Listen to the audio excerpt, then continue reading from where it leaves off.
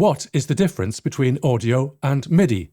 A seemingly simple question that perplexes many newcomers to audio and recording. Welcome to the Audio Masterclass podcast. I'm David Mellor, Course Director of Audio Masterclass. Come and visit us at audiomasterclass.com or check out more topics like this in our newsletter at audiomasterclass.com/newsletter.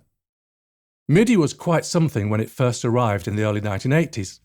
It is still very much around today, although we don't tend to work quite as directly with it as before. MIDI, standing for Musical Instrument Digital Interface, is now mostly hidden under the hood, but still it is very useful to know about what it is and what it can do. When you record an audio signal, then the acoustic or electronic waveform that the instrument produces is captured directly. The recording is a representation of the sound the instrument actually made, and will be different according to whether the instrument was, say, a violin or a trumpet. An audio signal is recorded on an audio track of a digital audio workstation software. A MIDI signal is normally generated by a keyboard, and it contains information about which keys are being pressed. The MIDI signal can be recorded on a MIDI track of a digital audio workstation.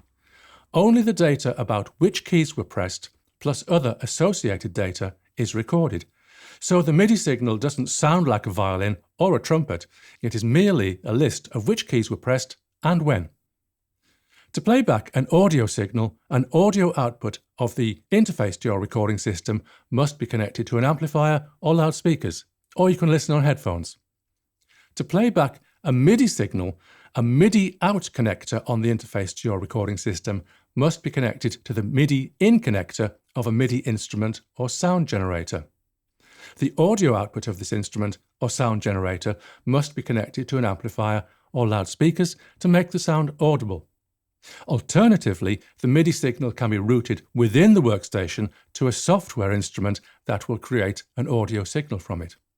MIDI seems more complicated then. Since it doesn't record the original sound, the MIDI signal must be connected to a sound generator to make it audible. But this makes MIDI more versatile. Your audio recording of a violin will always sound like a violin. You can EQ it, but it will still sound like a violin. However, you might have had your keyboard set to a violin sound when you recorded your MIDI signal, but when you play it back, you can set your keyboard to any sound you like. So what was once a violin can now very easily become a trumpet.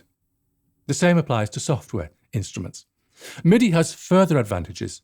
You can edit the MIDI data more flexibly than audio. For instance, you can correct the timing of notes, or how forcefully they were played, or correct wrong notes even. Also, you can record a whole composition in MIDI and then change the tempo. Audio is catching up in this respect, but there is always a sound quality loss. MIDI, therefore, offers additional flexibility and conveniences. It has to be said that only synthesizers and sample playback systems can respond to a MIDI signal. There is no such thing as a violin that will play from a MIDI signal, yet. But any newcomer to recording who can appreciate that an audio signal is a representation of the original sound, while MIDI contains only key press and associated data, will have come a long way in understanding.